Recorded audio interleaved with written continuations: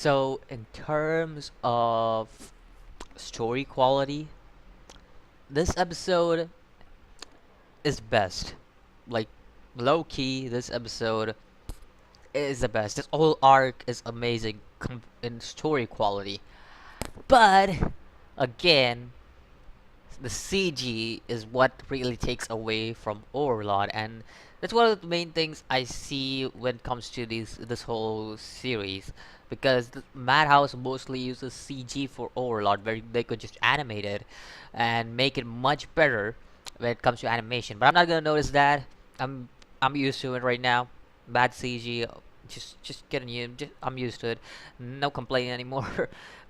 Story quality though, best episode up to date, and one of the reasons why this is one of the best episodes I have ever seen in the whole Overlord series is because of the start. The start in 10 minutes, they captivate your attention in a way that I wouldn't have because we know Ainz is very powerful. We all know Ainz is unbeatable for these guys. And Ainz clearly says and acknowledges that sword from Stornoff, and he's like, "This could kill me," but you still don't know the tricks and tips for that. Basically, you don't know how to use a sword properly, and that's basically what happens when you're a beginner. Am I right? Am I not right? Like when you're a beginner in PvP, and you're using something really strong weapon you have.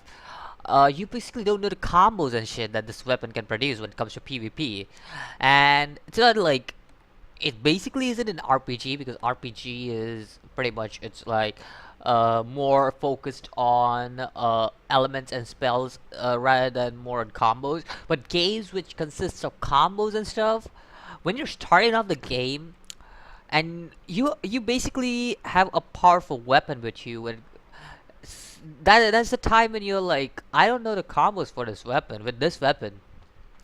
But this weapon for sure is powerful, and that's basically what happened here. Startup is well experienced, but he still doesn't know enough about the weapon here, so he's capable of fighting with Irons. Plus, he's very low level compared to Irons because Irons is like level 100 and Startup is like what level 20, 30, something like that. So yeah, Startup is basically he was never a match of Irons, and we already know that. But what I really feel sad for Sterling because I actually wanted him to survive, but rather he died, and it kind of makes me sad that it's his last moment in the series because Sterling he was a brilliant character other than the Nazareth, Guardian of Nazareth. He's the one who's an amazing character in my eyes. Sterling was a great character in my eyes, like since season one. I really like the character. So to see him go like just one shotted by Ainz, and to be honest, it's expected. It's Ainz. I mean, come on, you challenged Ainz for PvP, so what are you expecting? A level 100 will maul you up a level 20 or 30. Like, come on, like that's just that simple, and that's what happened here. He just one shot at sort of is like okay, that's basically it. That's how it's all finished. And I also like how they displayed this whole thing, how Ainz walks towards Stornoff in this world dimension, time, uh, stop and stuff, and he just walks to Stornoff and he's like, "I'm sorry," and stuff like. That was a real cool moment for me because I really felt that animation during that point was pretty damn good. I just felt it. So yeah, that whole moment was great. Uh, I also like how kind of what Climb said about how about Storno's death, and he basically said that they needed Climb and Brain needed to basically notice this fight so that they could basically they could fight off Ainz in future and look for any kind of clues to how to defeat him, which is pretty cool in my opinion. And again, Ainz is not a hero. For anybody who thinks Ainz is the main protagonist of the series, make it the other way around. He's the main antagonist of the series. And yes, he is the main character, but he's the main antagonist of the series. And it's not necessary. It's not necessary every anime should have a main protagonist. It could be a main antagonist who is the main character. It doesn't need to be a main protagonist as the main character. And I think so. What Ola does better is the way he is portrayed. Ainz is portrayed is what is good. Like a lot of anime, when it comes to in general, they fail to deliver a main antagonist as a main character. They do that. A lot of anime. The only anime I think so other than this that I really like and had a main antagonist as a main character was Yojo Senki. I think so. That's the name of the anime. It's basically a lolly Hitler. That's the anime I'm talking about. Anybody will recognize that anime by now. But yeah, Yojo Senki. I think that that's how the anime is pronounced. That is the only anime that comes to my mind which has a main character who's a main antagonist and is portrayed well. So that's basically the only anime that I can. And it literally is a kid. Basically, let's take this into RPG elements.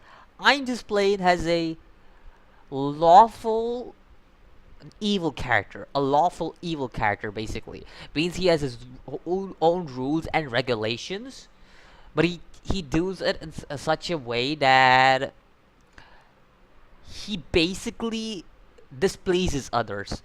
So he takes whatever he wants and he creates his own rules and regulations. And he basically wants himself to be the pillar, basically. And he's basically the lawful evil, basically, meaning that he goes through his own rules and regulations and doesn't let others take over his pride. That's basically Ainz for you, a lawful evil. In RPG elements, that's basically how you would put him. So yeah. So Ainz is basically. I also like the moment at the end of the episode where Ainz pops, like Momon pops out, where Ainz, and he's. I know that's Demiurge. I mean, come on, that has to be Demiurge. I imagine Demiurge that being Demiurge or either Cocytus, two of them, because those are the only two characters who I can imagine being under that suit. So, uh, Demiurge I say because Demiurge has a pretty good intelligence and he knows what he's doing. And second is Cocytus. Cocytus is basically just that size. So I would guess that. Or else it would be a spell that Ainz has. I don't know. I don't read the light novels. So I don't know who that is. And most probably they'll not reveal it because they most probably cut this out of it. So yeah. That was also a cool moment. My eyes, how a moment just pops out of nowhere, and just like he's like, "I'll be a follower." It's like cool. That was a cool moment. Okay, I'll give that to them. So yeah, another thing through what I know, I was thinking this was the last episode of Overlord, so I checked. No, there has to be another season, at least two more seasons, because right now as a season 3, they haven't caught up to the source material. So season 3 is basically they are up to certain point, but they have not caught up to the source material, and there are other wars coming up too. That's what I know. So that's basically what I know so far. That's just the only detail I came to know after I searched for if there's gonna be a season 4 or not. So yeah, definitely we can keep an eye out for season 4 whenever it comes out, most probably next year, I'm guessing. So it'll be fun. A great anime to watch. Another great anime. So if anybody who wants to watch another anime replacing Overlord and is interested in isekai that's as good as Overlord, and a lot of people, trust me, a lot of people have said this to me. So it's the new anime that came out yesterday, and I did a review on it. That was uh, that time when I got reincarnated as a slime. Yeah, that's basically the name of the anime. So if anybody wants to watch that, a replacement for Overlord, and till Overlord is back for the time being, at least this season, you guys can watch it. And what I know I really like the first episode. You guys can check that out at some point if you guys wanna. It's just my recent video, so it should be there.